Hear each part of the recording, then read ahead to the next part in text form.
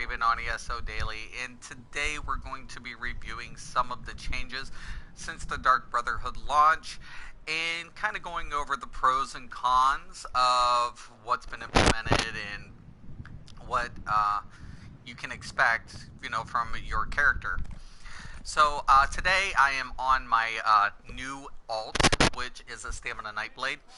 The reason I primarily wanted to build a Stamina Nightblade was to see a lot of the disease changes firsthand and, kind of see what it's doing versus physical. Now, we'll get into a lot of different things today in this video. But first off, I can honestly tell you we're going to go into skills. Now, mind you, I'm still leveling up, but it's kind of imperative that we're actually taking a look at a lot of these disease damage. Because, like, with incapacitating strikes, it now deals disease damage, but there is no delayed effect in any of these disease damage. So, it really doesn't change anything from the physical damage type. There's, unlike poison. Now, poison has a dot-based effect, and disease is more direct. So, in my opinion, I don't necessarily see why change physical to disease if there's no adverse reaction to the damage modifier. Personally, it doesn't serve much of a purpose. If it had a dot-based effect or another effect to it, I could see the purpose of disease versus physical, other than the resistance, how to allocate. But even in champion points, when we take a look at our resistance, and we can go over here, it's in the same tree, as you guys can see. I don't necessarily know if, once again, that's, relevant. What's the point, honestly, to have disease damage if it doesn't have a dot effect? So, and you can kind of go through this. Now, poison is interesting because now, unlike disease, poison is a dot-based effect, and it's kind of a nice aspect because when we take a look at the inventory, we are trying the charged weapons, or the poison application. I don't have a charge on this one, which I must have messed up. But it's kind of interesting because when you have a charged weapon, it gives a higher percentage to infect the poison application, which is under your weapon slot. Now, I've been going through a lot of different poisons, and when we're taking a look at direct damage, Nerdhorn still is superior with a glyph for direct damage, but what's really nice is you can actually utilize this as either a damage modifier, increasing your dot, or you can actually use it for a debuffer in Cyrodiil. You can also use it in dungeons, not saying you can't, but it would be really more effective in Cyrodiil because you can throw a debuff on your target, switch out your back bar, and commence to dealing more direct damage with Nerdhorn. So it is effective in that way. It definitely changes up the gameplay, and it makes things quite interesting when you take a look at all the different applications you can use for the poisons that you can craft through alchemy, which is really nice. I've played with, I'll cover another video of how to get into alchemy and what you need to look for specifically in poisons when you're crafting it. There is a lot to cover, so I'll just kind of go over a brief description. But you can pick up poisons or you can craft them. Now, this one is, pretty much a pickup. And the level 3 ones I've made just to get started. Which, let's see. But a couple of these ones I've actually made, and they do really well. You can get multiple effects from poisons depending on who's crafting it. You can get debuffs, you can get modifiers, and you can get direct a damage increasing the poison. So it's really fun when you take a look at that. A couple of the other things that have changed is the infinity bags. I can't say anything negative about infinity bags. You do have to have ESO Plus to utilize the infinity bags. to its full potential, but it is great. So if you ever question about becoming an ESO Plus member, that is one of the great perks about having ESO Plus is the Infinity Bags. It makes things a lot easier for you, especially when you're picking up stuff for crafting.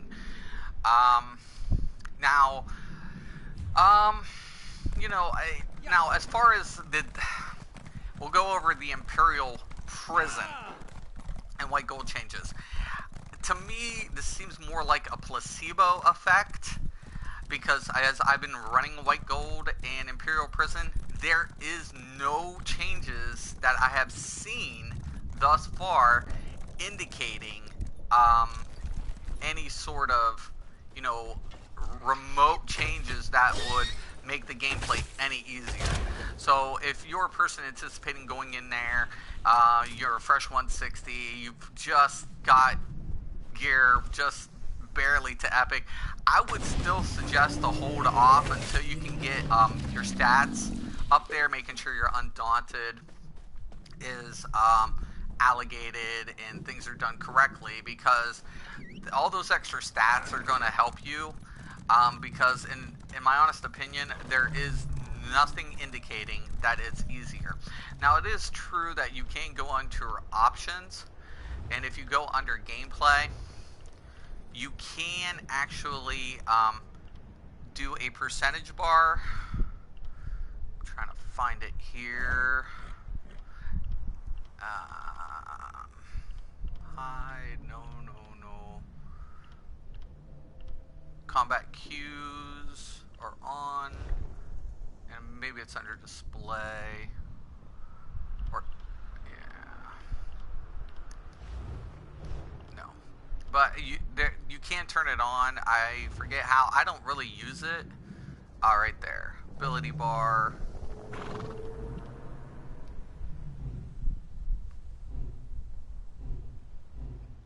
It's automatic. Resource numbers. But yeah, you can come down here and actually turn on, the percentage bar. I don't really use it. Combat text is on.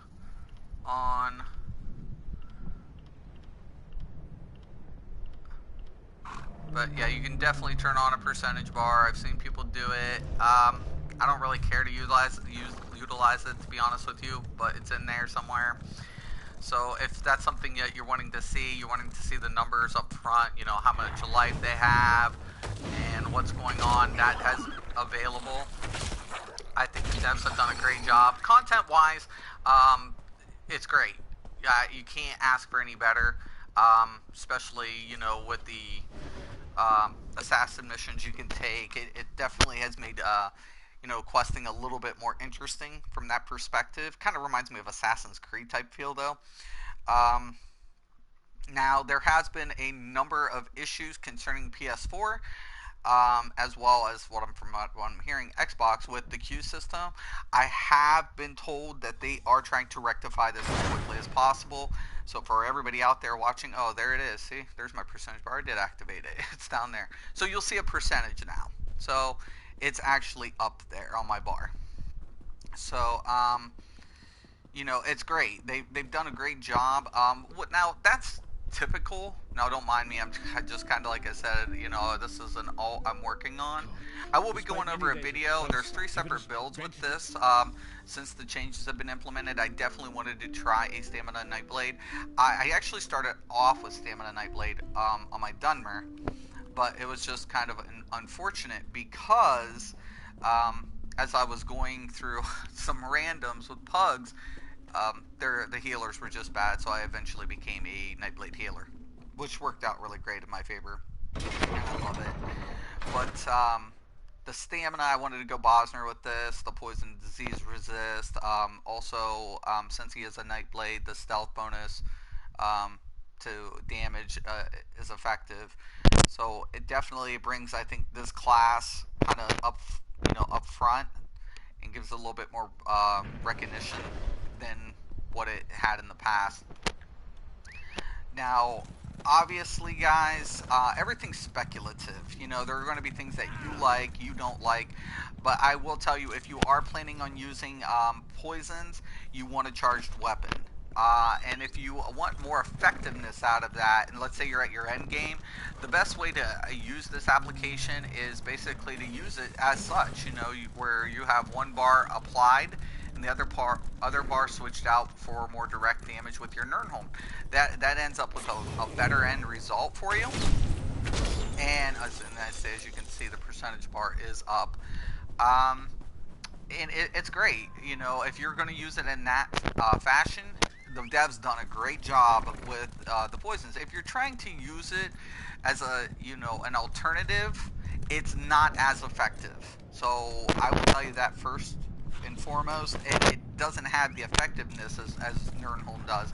But when you pair the two together, your increased DPS will increase, because now you have either a debuff or a damage modifier that's affecting your gameplay. So keep that in mind going into it. Like I said, White Gold in Imperial Prison, I can't see the change. I'm sorry, devs. I'm going to call it what it is. I think it's more of a placebo to try to promote people to play. The changes in for PvP in the sewers, definitely intense. It definitely intensifies it. I can't say anything negative about it. It definitely brings a little different gameplay to what was down there. Now, also Dragonite's stamina with the poison, great kind of changes there. When you take a look at how you're going to affect your damage. If you're running a Dragonite and you're running poison, and then on top of it you're using the poison modifier with the charge weapon and Nirnholm, you're really going to see the effectiveness of that. So don't undermine it, and don't count it out. It definitely serves a higher end function when you're making a very specific build. So once again, just kind of wanted to go over a few things, show you guys kind of what we're dealing with. Great changes. They need to fix a few bugs, kind of iron a few things out. That's typical considering any DLC. Hopefully some of the lag spikes during peak is resolved too. But for the most part, that in an early hour like this, you don't have very much lag, so game performance is optimized. So if you have any questions or comments, please post below. Also, if you are on PS4, please check out my community site. That's ESO Daily. We're always looking for people and feedback on that site as well. If you like the video, please feel free to subscribe. And once again, and always, have a nice day.